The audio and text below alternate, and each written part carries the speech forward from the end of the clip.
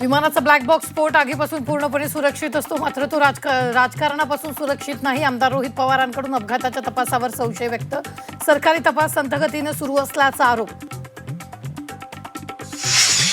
अजित पवारांच्या अपघातग्रस्त विमानाच्या ब्लॅक बॉक्स जळाल्यानं डिकोडिंगसाठी परदेशात पाठवण्याच्या हालचाली.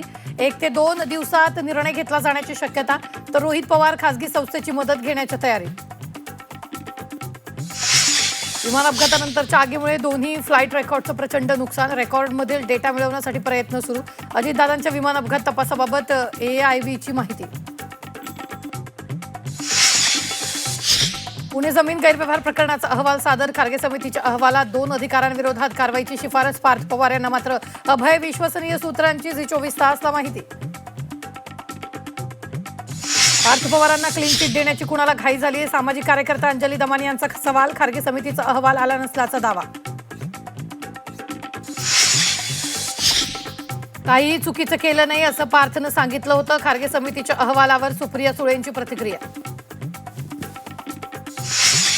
आपल्याच मंत्रावर ढाल टाकली जाते. एसीबीला नेमकी माहिती कोणी दिली? मंत्रालय लाचखोरी प्रकरणावरून सुप्रिया सुळेचा सवाल.